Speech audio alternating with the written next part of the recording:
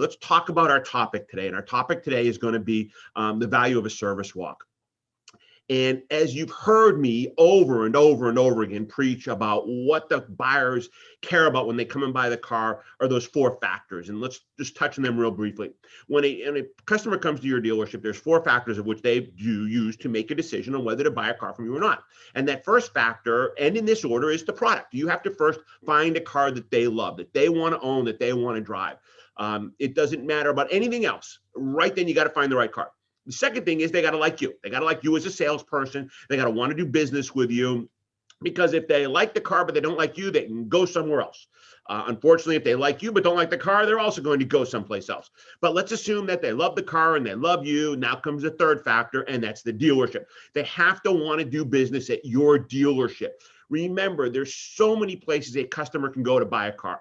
When I ask, what's your competitive market, they say, well, there's a dealership here, a dealership there. There's 5 or 6 dealerships. Well, it's not. It's all the dealerships all over the country, because anybody can go on the internet now and buy a car and have it shipped and dropped to them anywhere they want. I mean, now we've got, Vroom and all these the kiosks you can go to. And I mean, there's just so many places. So we have to make sure that the customer wants to do business at our dealership. Some of that is controllable by us and some of it's not controllable by us. So it's important that we have good Google reviews. It's important that everybody gets along in the dealership. It's important that all the other aspects line up. And then the third part is price. I mean, obviously price has to be fair and reasonable. They love the car, they love you, they love the dealership. The price still has to be fair and reasonable. We've talked about this before. Can you get a few more dollars if they like you more than someone else? Absolutely. So let's talk now about number 3, and that's the dealership. You need to sell your dealership, okay? If you're only going to sell the product, you and the price, you're only selling 75% of what the customer is interested in. How do you sell the dealership? And that's where the service walk comes in.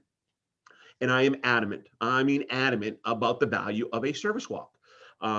It is the best way to sell the dealership. Now, a lot of people say, well, I do the service walk. And I ask them when. And they say, well, after they buy the car while we're waiting to go into F&I, I do a service walk. That's not the time to do a service walk. There's no value or benefit there to selling the car. They've already made the decision to buy the car. Sure, does it reinforce their decision that they made the right decision to buy the car at the dealership? Sure, of course it does. But you've got to sell it as part of the sales process. Now, I don't think the service walk should be long. This is not a 20-minute presentation. This is a 3, 5, 7-minute presentation, depending on how it goes. So most of us follow steps, processes we do through the sales process. If you train with us, we do a meet and greet, we do a small qualification, we do an inventory walk, we do a selection, we do an internal presentation, we do a demo ride, we do an external presentation. And at the end of your external presentation, before you bring the customer into the showroom to sit down to negotiate, this is the time now that it is most conducive to do a service walk. Now, everybody has different circumstances and different situations. I know some of you have service departments that are a mile or 2 down the street, and we do them as part of the test drive. But for the most of us, at the end of their walk around, this is when you want to now take the customer into the service department. Now, don't ask them, do they want to go? You got to be polite and you got to guide them in that general direction. So what I do is at the end of my walk around presentation, I say, hey, before we go inside, I'd like to show you something we're really proud of here at our dealership. And I just turn around and start walking. Folks, they're going to follow you. I mean, 99% of the people are just going to say in their minds, okay, and they're going to go with the flow, especially if they like you, if you have not applied pressure to them, if they feel comfortable in the process. Remember, if you're trial closing them throughout the whole process, those defensive guards are up. They know it's just another part of the sales pitch. And this is when you want to now bring them over to the service department. Most of you have beautiful facilities. I don't care what your facility looks like. I don't care if it's brand new. I don't care if it's 80 years old and never been updated. It does not matter to the customer. It's not what they're looking for. Okay, what they're looking for is what kind of services are you going to provide if they should buy the car from you. So I walk them over to the service department. And as I walk in, I start to explain how service works. I would simply say, look at when you pull up to the service drive, you beep the horn, the doors come up, someone will come out, whatever the process is. I'm going to explain when I'm standing outside. We've got the drop box. So if you come in late at night and you want to drop your car, if you could drop the keys here, park your car here. We'll get to you first thing in the morning. And then when you pull in, one of our service advisors or one of our porters are going to come out. They're going to meet and greet you. They're going to get your information. The service advisor will come out, collect all the additional information they need, log you in, and then the service experience can start. Now, if you decide you're going to wait, we've got a waiting room. I'll show you that on the way in. If you need a ride, we've got a shuttle service or this or that, whatever you have. And that's the first part of my service walk. Now what I want to do is I want to explain to them that we have multiple services. We have 4 service advisors here, 6, 8, 10, whatever you have. So there's always somebody available to help you, whether you're coming in morning, afternoon, or later in the day. Now, I'm going to walk them over to the technicians. I'm going to tell them, we have 10 technicians out here. And the reason we have so many, and I say so many because they don't know what a lot is and they don't know what a little is. If you have 6 technicians, you could say the reason we have so many technicians is we want to make sure we always have somebody here that can service you and get you in and out as fast as possible. Now, all of our technicians are experts in different areas, so they have a skill set. Now, a lot of you have what they call master certified techs. Now, master certified techs is, and I don't have to explain this to the customer, but I'm telling you, a master certified tech is someone that we relate to as having a PhD in mechanics. I mean, these are techs that have been through extra schooling. To become a master certified tech is not just where they go online and take an online course and they're master certified. Some of these programs take a year, 2 years, 3 years to be master certified. These are the techs that really, really understand.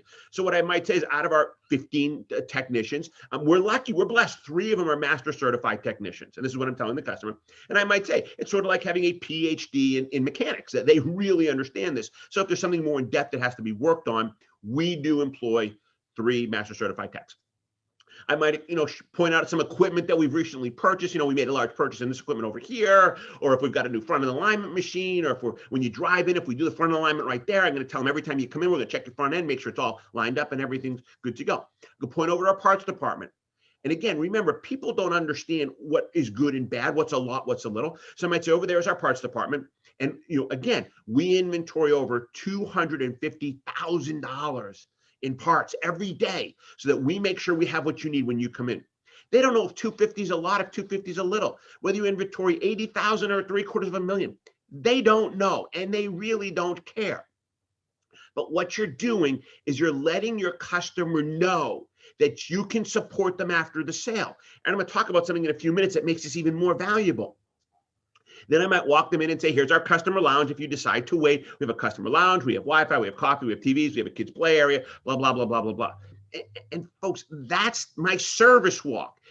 I can do the whole thing in 5, 7, 9 minutes. I might stop at the plaques and say, we've won a bunch of awards. I might walk by all the certificates on the wall and say all of our techs are certified.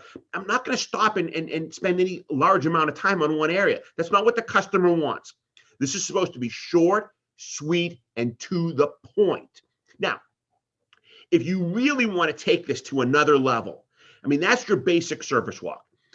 But I'm going to share with you something that's going to take this to a level beyond what anybody else in your competition is doing. And I promise you, and I don't make a lot of promises. You do this, you're going to sell more cars. And you know who's going to close your car deal? Your service advisor, your service manager. I'll get your service manager to close your car deal. Because what I like to do is I like to walk them over sometime during the process and introduce them to a service advisor or introduce them to the service manager or the service director. Now, this takes a little bit of work because those advisors and managers have to be trained what to do. And it's not hard. Nothing's hard. It just takes a commitment and a dedication. And if you really, really want to do this and do it well, you'll make that commitment and dedication. So I might walk over to a service advisor and I might say, Bob, this is Mr. and Mrs. Smith. Mr. and Mrs. Smith, this is Bob. Bob, the Smiths are looking at a brand new Toyota Camry. And all I want Bob to do is say, hey, congratulations. That's a fantastic car. I'm sure that David's gone over our service department with you. I just want to mention a couple of things, and I'd have them talk really about the hours. We're open Monday through Friday from 7:30 to 5:30. We do have Saturday hours from 8 until 3. We do recommend an appointment for any maintenance or service work, but if it's an emergency, by all means, call us, bring the car in right away. We'll take care of you under those circumstances. If you need me for anything, here's my card. It's got my number on it. I'd be more than happy to help you out. And again, congratulations and enjoy the car. That's the key words at the end. congratulations and enjoy the car. And you're going to be amazed at what people say next, because it's a reactionary thing. It's sort of like, pre or post COVID, if I stick my hand out to shake you, most people are going to shake your hand. Even if you don't like the person, you can come across someone that hates you. And if you stick your hand out, the reaction is to shake their hand. So when that service advisor or service manager says to that customer, congratulations and enjoy the car, you know what you're going to hear? Thank you, we will. It doesn't get better than that. That is the best close you can get. And it's a reactionary response. Nobody's going to say, well, we haven't decided if we're going to buy the car yet. It's just not normal to say that under those situations. So I like to add that into my process. Now, if all the service advisors are busy and the service manager's not there, so be it. I'm not going to search them out. I'm not going to stand over their shoulder and wait for them to be free with a customer. This is if they're available and they can take a few seconds to say hello and meet the customer. And folks, keep this in mind. This is just good business. This is smart business. We tend to forget that these people are spending $20, $30, $40, $50, $60, $70,000. See, to us, some of us, it's a $200 commission. And it's not a lot. But to these people, it's a lot of money. So we've got to make sure that their presentation is up to par. Now, here's what I think is the best part of all. See, I like, and I know you're all going to say I'm crazy, I like when people shop. I do. I really, really do. I have no problem when people shop. And here's the reason why. I know that my presentation was multitudes better than whoever they've been to or whoever they will go to. They can't compete with my presentation. They usually end up coming back to me. Or if I'm the last place they've been to, they see that difference. So what you have to ask yourself is this: what percentage of your competitors are doing service walks the right way at the right time? And if you think it's a very, very small amount, then that's an even bigger reason why I would want to do the service walk by far. Now, I've got some data here I want to share with you. We track everything that goes on in our dealerships. So, we've got some things here. We determined through a bunch of dealerships that we track that when you don't do a service walk, the average closing ratio is about 23%. When you do a service walk, it jumps up to 36%. Now, we're measuring a small sample. We're not, talking to 1,000 dealerships. And even if that number is half of what I just stated to you, that increase is worth the 7 or 8 minutes. That's really important. Okay. And keep in mind that most salespeople are doing this after the sale has been consummated. Okay.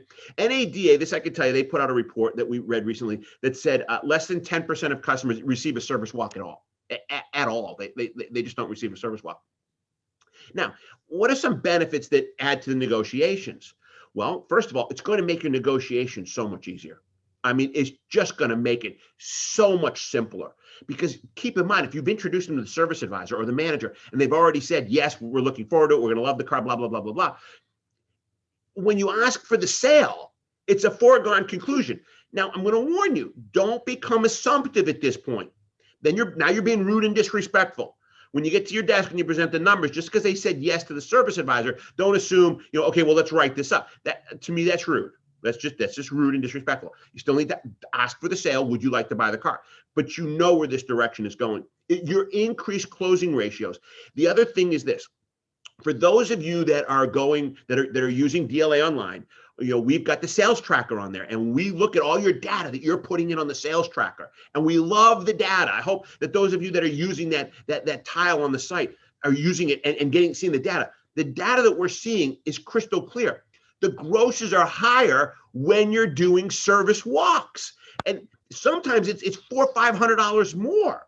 Now, is the service walk getting the extra $400 or $500 of gross? No, it's a combination of everything that you're doing, because the person that does the service walk is usually doing all the other pieces correctly.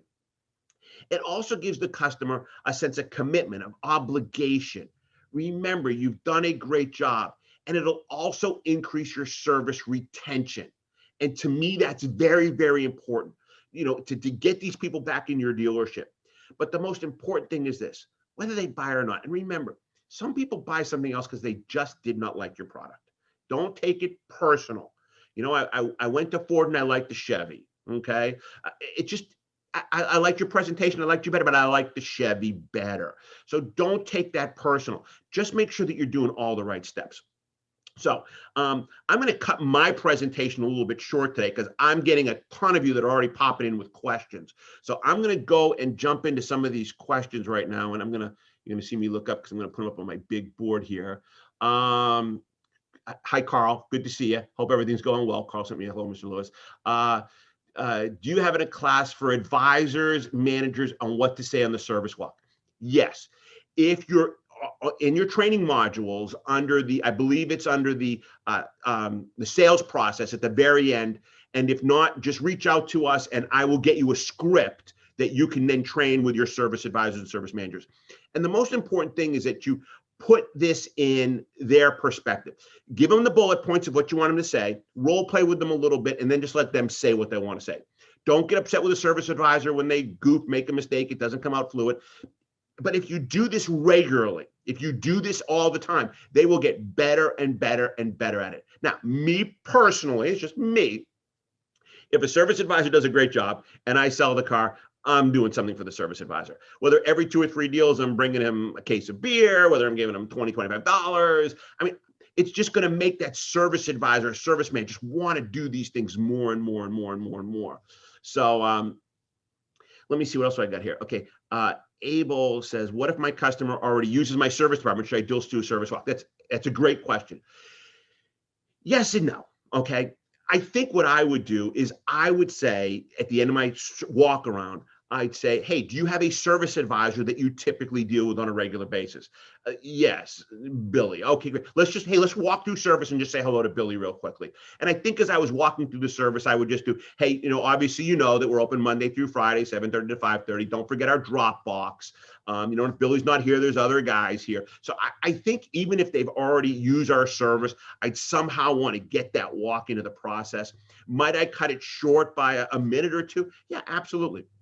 Okay, Carlton asks, what if my customer says they don't want to see service? What should I do? Don't show them service.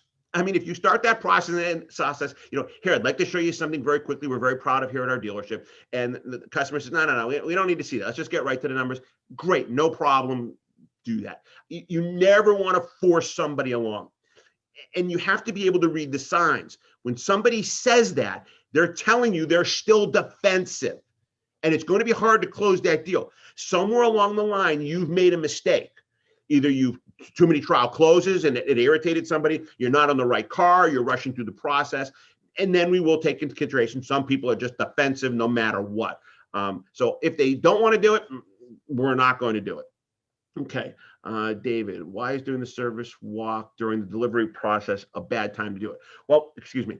I think I shared that with you. And I know a lot of you have been trained that what you do is while you're waiting for F&I, go make their first service appointment. And that's great. I'm okay with that. But why would you sell the value of what you have after you've sold your product? Selling the value of what you have should be part of selling the product. See, I'm not worried about the people that you sell. They're going to go back there and make that second appointment after you close the deal anyways. I'm worried about the ones you didn't sell, that went somewhere else. Why? And that service walk is not the reason, it's the part of the reason.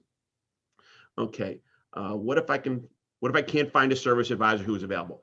Great question, Sam. If you can't find a service advisor that's available, just do the whole process on your own. Typically, what I like the service advisor to talk about is the hours of operation, restate the hours of operation, how to go about the importance of making an appointment, and that if there's an emergency, they can bring it right in. So those are the 2-3 things. I don't want my service advisor talking to them for 10 minutes. I want them 60 seconds, a minute and a half. Maybe if the customer has a question, they can answer the question. So if I can't find a service advisor, I just walk right by it. I just keep going, because you're not going to have service advisors there at night, and you might not have service advisors there late on a Saturday. Okay. Car Guru, how long should the entire service walk take? I think I answered that before. Your service walk, first of all, should take as long as it needs to take. My opinion, 4 to 7 minutes, 8 minutes. I mean, this is not supposed to be a long, drawn-out process. This is a quick walkthrough as you're going to your desk, as you're stopping to get refreshments or a snack to have at your desk. This is not a long, drawn-out presentation. Okay, English Ford. Should I always take my customer to the same service advisor? Well, you can if you feel comfortable with that service advisor. If that service advisor is someone you feel comfortable with, you know they're going to say the right things and do the right things, then absolutely you can take them to the same service advisor. The more you get other service advisors involved, the more chance you're going to have that someone's going to be available that's going to be prepared to do this. Let me take one or two more. Okay, Acer, I think you asked this question earlier and I hadn't gotten to that. What should the TO sound like to the service advisor?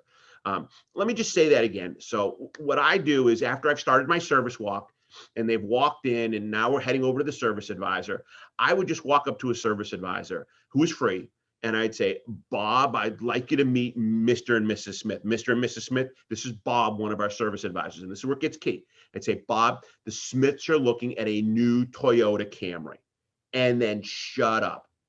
And again, I want the service advisor to say, oh, that's fantastic. Congratulations. Again, you're going to be amazed. People are going to say, thank you. And then I want my service advisor to say, I'm sure David's gone over a lot of the service department with you. I just want to reiterate a couple of things. I hope it's not repetitive, but we are open Monday through Friday from 7:30 to 5:30. We're here Saturday from 7:30 to 4. We do recommend an appointment for any maintenance or service work, and I'm going to give you my card that has the phone number on there. But if you have an emergency, don't hesitate to bring the car in right away. When you do pull in, if the doors are shut, just beep your horn, we'll open the doors. Or if you have no doors, just say, just pull in line. One of our porters will come and meet and greet you, get your keys, determine whether you're going to wait or stay in the lounge, and then we'll put you into the process. Once the car's done, I will be in touch with you for you to come and pick the car up. I usually go over everything once you come back in. We go over all the repairs and maintenance one more time that was completed, and then you're on your way. Again, nice to meet you. Congratulations, and enjoy the car. And again, we're back to that same thing. You're going to get people saying, thank you. Folks, it does not get easier than that. It does not.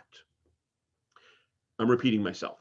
Is there a little bit of work to do to get this right? Yes. Are you going to fumble and bumble as you do this the first couple of times? Absolutely. Don't give up.